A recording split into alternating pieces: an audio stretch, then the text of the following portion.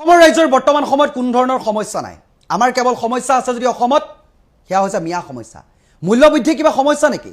এই 3 টকা 4 টকা এটা মূল্যবৃদ্ধি হওঁতে আপোনালোকে ইমান কিয় চিঞৰ বাখৰ কৰিছে? আমিতো আশা কৰিছোঁ দেশখন তথা ৰাজ্যখনৰ উন্নয়নৰ বাবদ আমিতো 50-60 টকা যদিও মূল্যবৃদ্ধি হৈ যায় প্ৰতি লিটাৰ পেট্ৰলত বা অন্যান্য সামগ্ৰীসমূহত আমাৰ একো টেনশ্যন নাই। আমাৰ মূল্যবৃদ্ধিৰ সমস্যা নহয়, আমাৰ মূল সমস্যা হৈছে মিয়া। আপুনি কাপোৰ পিন্ধি আছে, আপুনি কাপোৰ পিন্ধি থাকক।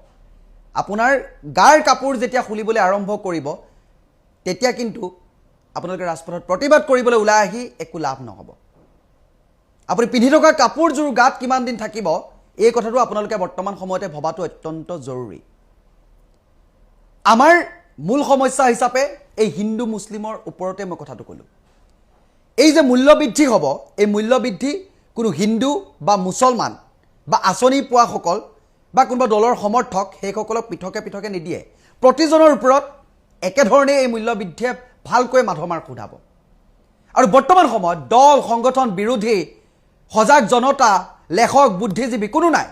এইবোৰৰ ওপৰত বৰ্তমান সময়ত কথা পোনপটীয়াকৈ কোৱা বা আলোচনা কৰা মানুহবোৰ কোনো নাই। বৰ্তমান সময়ত পেট্ৰলত বৃদ্ধি পাইছে 3 টকা 14 পইচাকৈ আৰু ডিজেলত বৃদ্ধি পাইছে 3 টকা 11 পইচাকৈ। এই পেট্ৰল ডিজেলৰ মূল্য বৃদ্ধিয়ে সেই ৰেপিড' চালক সেই সাধাৰণ গাঁওখনৰ পৰা ওলাই আহি গুৱাহাটী মহানগৰীত এটা ৰুম লৈ খাদ্য সামগ্ৰী ইমান দাম দি কিনি অত্যাধিক বস্তুবোৰৰ দাম দি কিনি মিঠাতেল আলু মিঠাতেল পিঁয়াজ দাইল চবতে মূল্য বৃদ্ধি আৰু আজি পেট্ৰল ডিজেলত মূল্য বৃদ্ধি। সেই ব্লিংকিট কৰি বা অনলাইন ডেলিভাৰী খাদ্য ডেলিভাৰী দি যিটো ল'ৰাই আজি গুৱাহাটী মহানগৰীত কাম কৰি আছে মাহেকৰ মূৰত এই ৰুম ভাড়াৰ পৰা আদি কৰি কাৰেণ্টৰ বিলৰ পৰা আদি কৰি পানী বিলৰ পৰা আদি কৰি সেই বাপেক মাকৰ যেতিয়া ঔষধকেইটা কিনিবৰ কাৰণে তাহাঁতি তৰ্পিব লাগিব বা চিন্তা কৰিব লাগিব তেতিয়াহ'লে ভাবক একাংশই এই বিষয়বস্তুবোৰ খুব তুলুঙা মন্তব্যৰে বিভূষিত কৰি আছে। কিন্তু জীৱনত মই এইটো কাৰণে আকৌ কৈছোঁ যে গাৰ কাপোৰকেইটা আপুনি যিদিনাখন খুলি আজি বৰ্তমান সময়ত খুলিও গৈছে কিন্তু এজন মানুহকে সন্তুষ্ট কৰাত সকলো লাগি আছে। যিদিনাখন আপোনাৰ গা উলংগ হৈ পৰিব সেইদিনাখন ৰাজপথলৈ ওলাই প্ৰতিবাদ কৰি কিন্তু লাভ নাই। সেই যুৱকজনক সোধক যিজন যুৱকে মাহেকৰ মূৰত নিজৰ পিতৃ মাতৃৰ ঔষধকেইটা কিনিবলৈ চিন্তা কৰে। ঔষধৰ কথাটো কওঁতে মনলৈ আহিছে আমি এই মুহূৰ্তত আজিৰ দিনটোত যেতিয়াই নিউজ চাম বা বাতৰি চাম তেতিয়াই ক'ব যে এই মুহূৰ্তত বিগ ব্ৰেকিং নিউজ জনাব বিচাৰিছোঁ মূল্য বৃদ্ধিয়ে চেঞ্চুৰী কোবাইছে। নিৰ্বাচনৰ সময়ত যিবোৰ প্ৰতিশ্ৰুতি দিছিলে মূল্য বৃদ্ধিৰ হ্ৰাসৰ পৰা আদি কৰি সকলো চৰকাৰখনক এই কামবোৰ কৰিবলৈ আপোনালোকে প্ৰেছাৰ দিয়ক।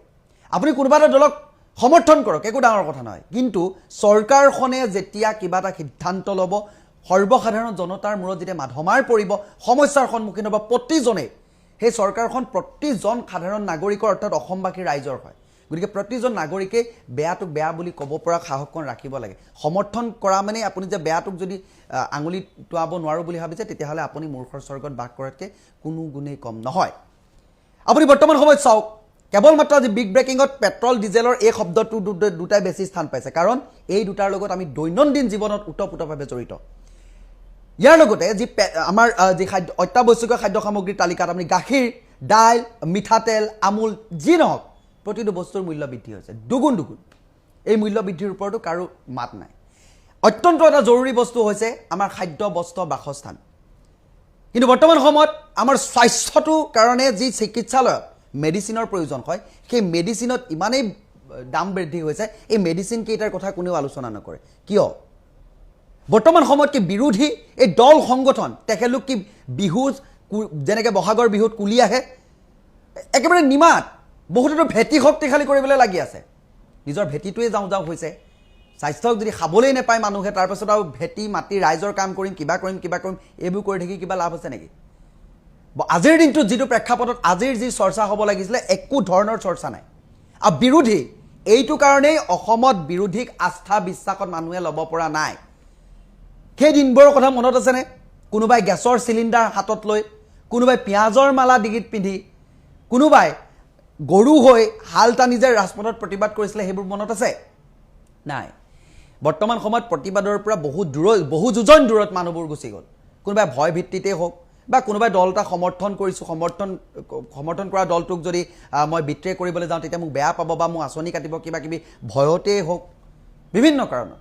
কিন্তু এই বিৰোধী নামৰ যিটো গণতন্ত্ৰত বিৰোধী শাসক আৰু বিৰোধী এই দুটা পক্ষৰ এই বিৰোধী পক্ষটো ক'ত গ'ল? বিৰোধী পক্ষটো মাত নামো নিচান যে বৰ্তমান সময়ত নাইকিয়া হৈ গ'ল কাৰণ কি? এইখিনি সময়ত ডাঙৰ প্ৰশ্ন সাধাৰণ জনতাই সেই চৰকাৰখন বনাইছিলে মই আকৌ কৈছোঁ ইলেকশ্যনৰ আগতো কৈছোঁ আজিৰ দিনটোতো কৈছোঁ আপোনাৰ এই হাতৰ বুটামৰ টিপাটোতেই 5টা বছৰ শাসন কৰিবলৈ তেখেতলোকে সুবিধা পাইছে দিল্লী দিছপুৰৰ মছনদ দখল কৰিবলৈ সুবিধা পাইছে আৰু এই সুবিধা কোনে দিছে ৰাইজে দিছে গতিকে ৰাইজে সমস্যাৰ যেতিয়া সন্মুখীন হ'ব আপুনি কথা সুধিব পৰাৰো আপোনাৰ সামৰ্থ্য আছে সেইকণ সাহস অন্তত বুকুত ৰাখক তাৰ পাছত আপোনালোকে তেখেতলোকৰ প্ৰশ্ন সোধক যে মূল্য বৃদ্ধিৰ বিষয়টো আপোনালোকে অগ্ৰাধিকাৰ কিয় নিদিয়ে কেৱল মাত্ৰ আমুকত যুদ্ধ হৈছে তামুকত যুদ্ধ হৈছে সেই আত্মনিৰ্ভৰ ভাৰত এই শব্দটো কিয় কৈছিলে একো নাই কেৱল মাত্ৰ জুমলাবাজ আমাক মাত্ৰ ঘৰৰ ভিতৰত ভৰাই সকলো বস্তু আমাৰ ওপৰতে পৰিব আমি কৰিম আমাৰ ওপৰতে পেলাব তাৰপিছত তেখেতলোকো মুকলিমূৰীয়াকৈ ঘূৰি ফুৰিব এইবোৰ দুদিনৰ কাৰণে এইবোৰ নাটক কিবা কিবি কৈ এইবোৰ মূল্য বৃদ্ধি এই 5টা বছৰত আপোনালোকে চাই থাকক কি হ'বলৈ গৈ আছে কথাবোৰ মনত ৰাখিব একদম ভয়াৱহ পৰিস্থিতি হ'বলৈ গৈ আছে